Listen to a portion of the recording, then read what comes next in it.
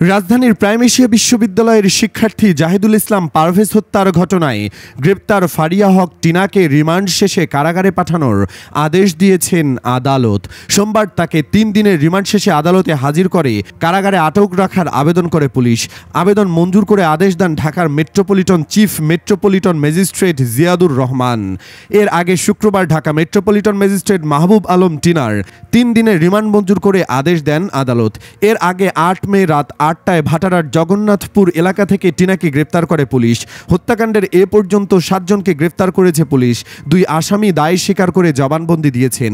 এ মামলার প্রধান আসামি ও জবানবন্দি দেওয়া আসামিসহ মোট 6 জন বর্তমানে কারাগারে আছেন।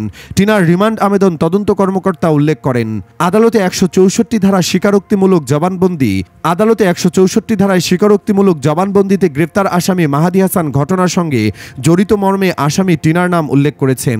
তদন্তের স্বার্থে টিনাকে রিমান্ডে নিয়ে হত্যাকাণ্ডের প্রকৃত রহস্য উদ্ঘাটন করা প্রয়োজন। এর আগে গত 20 এপ্রিল নিহতের চাচাতো ভাই হুমায়ুন কবির বাদী হয়ে বনানী থানায় 8 জনের বিরুদ্ধে মামলা করেন। মামলায় অজ্ঞাতনামা আরও 20 থেকে 30 জনকে আসামি করা হয়।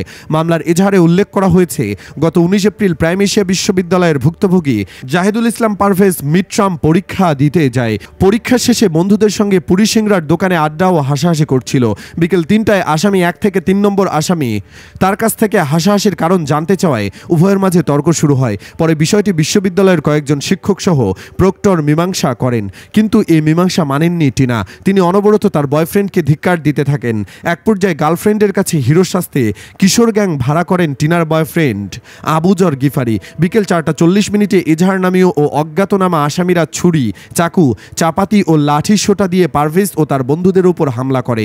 এতে পারভেজ মারাত্মক আহত হয়। পরে হাসপাতালে নেওয়া হলে ডাক্তার তাকে মৃত ঘোষণা করে। এরপর থেকেই টিনা পলাতক ছিল। পরে তাকে গ্রেপ্তার করে রিমান্ডে নেওয়া হয়। অবশ্য রিমান্ড শেষে